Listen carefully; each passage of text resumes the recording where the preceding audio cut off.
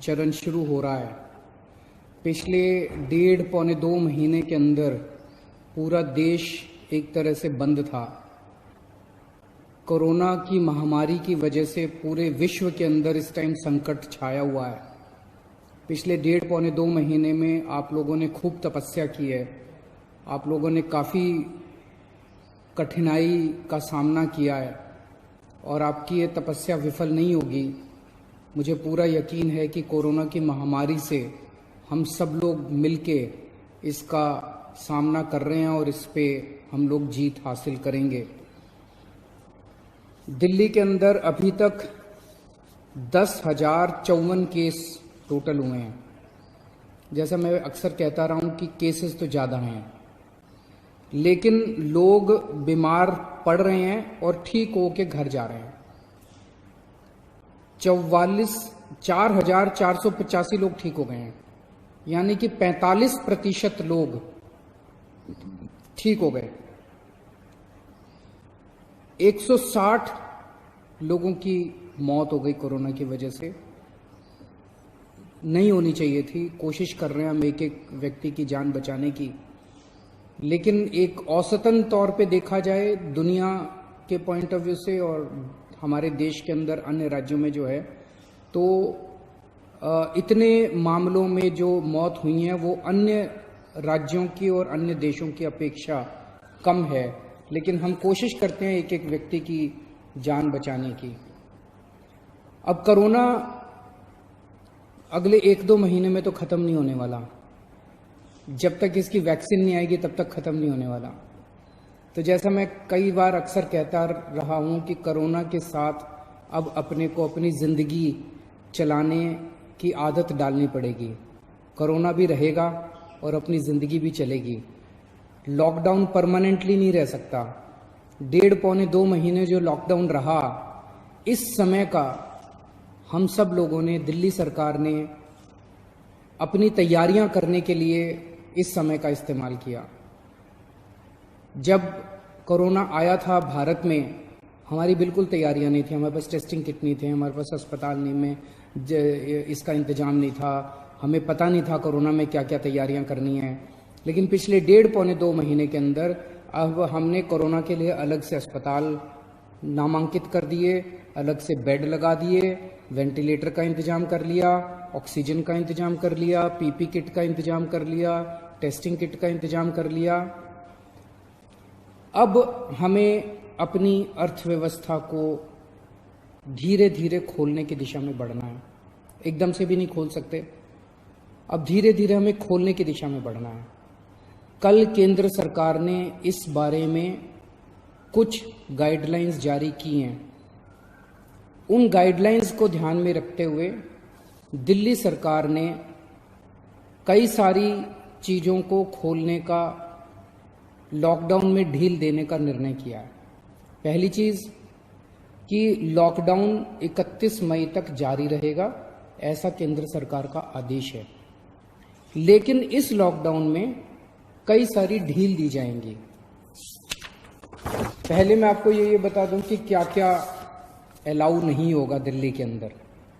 Metro नहीं चलेगी, सारे school, college, coaching institute, training institute सब बंद रहेंगे, सारे होटल बंद रहेंगे, सारे cinema hall, shopping mall, gymnasium, swimming pool, entertainment park, theatre, bar, auditoriums, assembly halls, ये सब बंद रहेंगे। Social, political, sports, entertainment, academic, cultural, religious या किसी भी तरह की बड़ी गैदरिंग्स ये नहीं हो पाएंगी, ये अलाउड नहीं होंगी। कोई भी धार्मिक स्थान या रिलीजियस प्लेस या प्लेसेस ऑफ वर्शिप बंद रहेंगे।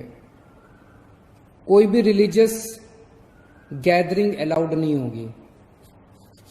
बार्बर, स्पा और सैलून ये अभी फिलहाल बंद रहेंगे। शाम को 7 बजे से सुबह 7 बजे तक घर से निकलना अलाउड नहीं होगा, केवल एसेंशियल सर्विसेज के लिए अलाउड होगा। 65 साल से ऊपर की उम्र के लोग, 10 साल से छोटे बच्चे, प्रेग्नेंट महिलाएं और जिन लोगों को दूसरी बीमारियां हैं जैसे डायबिटीज, दिल की बीमारी, ऐसे लोग का घर से निकलना वर्जित होगा, क्योंकि इन लोगों के लिए कोरोना जानलेवा साबित होता है। रेस्टोरेंट्स को खुलना अलाउ होगा, लेकिन वहां बैठ के खाना अलाउड नहीं होगा, केवल रेस्टोरेंट्स में होम डिलीवरी अलाउ होगी। स्पोर्ट्स कॉम्प्लेक्स और स्टेडियम ये खोल दिए जाएंगे, लेकिन यहां किसी भी मैच के दौरान दर्शक अलाउड नहीं होंगे। ट्रांसपोर्टेशन को खोला जा रहा है, तो auto rickshaw, e rickshaw, cycle rickshaw ये अलाउड होंगे, लेकिन केवल एक पैसेंजर। टैक्सी, कैब्स ये अलाउड होंगे, लेकिन केवल 2 पैसेंजर्स। ग्रामीण सेवा, फटफट सेवा, इको फ्रेंडली सेवा ये अलाउड होंगे, लेकिन केवल 2 पैसेंजर्स। मैक्सी कैब में केवल 5 पैसेंजर्स और आरटीवी में 11 पैसेंजर्स। लेकिन हर सवारी उतरने के बाद ड्राइवर की जिम्मेदारी होगी कि वो सवारी वाले एरिया को डिसइंफेक्ट करेगा, ताकि जो अगली सवारी बैठती है उसको भी खतरा ना हो और ड्राइवर को भी खतरा ना हो। कार पूलिंग या कार शेयरिंग अलाउड नहीं होगी एग्रीगेटर्स वालों को। दिल्ली में बसें चलना चालू हो जाएगा, एक बस में 20 से ज्यादा पैसेंजर्स अलाउड नहीं होंगे। बस में चढ़ने के पहले हर पैसेंजर की स्क्रीनिंग की जाएगी और हर बस स्टॉप के ऊपर ट्रांसपोर्ट डिपार्टमेंट की जिम्मेदारी होगी कि सोशल डिस्टेंसिंग मेंटेन करे, बसों के अंदर भी और हर बस स्टॉप के ऊपर भी। व्हीकल्स और इंडिविजुअल्स का मूवमेंट अलाउड होगा पूरे दिल्ली में।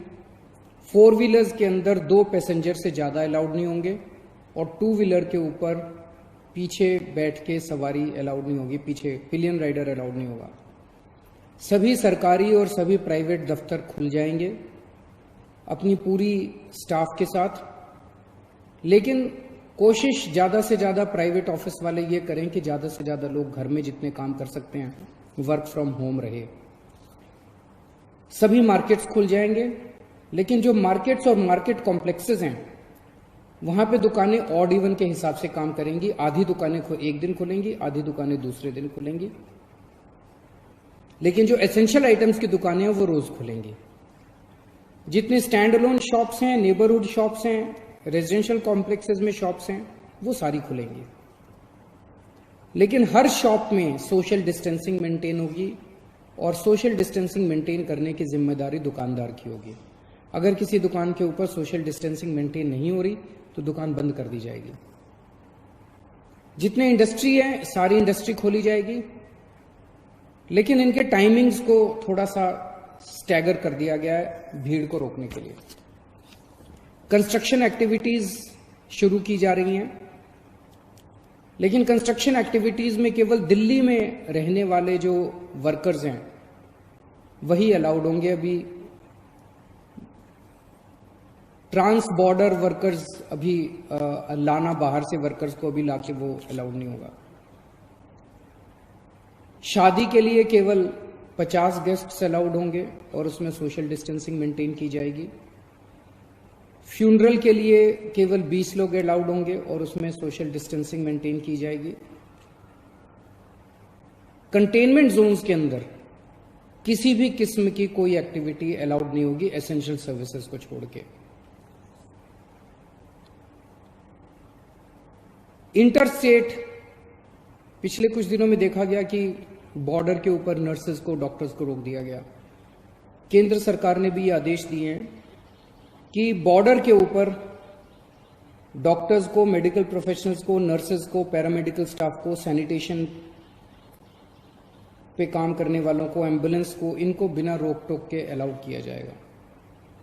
और बॉर्डर के ऊपर इंटरस्टेट मूवमेंट के लिए गुड्स और कार्गो के ट्रक्स जो हैं, चाहे वो खाली ट्रक हों चाहे सामान से भरे हुए हों, उनको सबको अलाउ किया जाएगा। और सबसे ज़रूरी है कि मास्क पहन के निकलना अनिवार्य है, सबको मास्क पहने रहना ज़रूरी है और सोशल डिस्टेंसिंग हर जगह मेंटेन करना ज़रूरी है।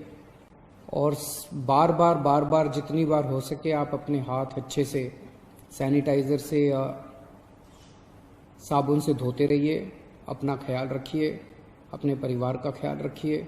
बड़ा कठिन समय है, लेकिन मुझे पूरी उम्मीद है जिस तरह से आपने पिछले 2 महीने में तपस्या की है, आपकी तपस्या ये बेकार नहीं जाएगी और हम सब लोग मिलके कोरोना से जीत पाने में कामयाब होंगे। नमस्कार।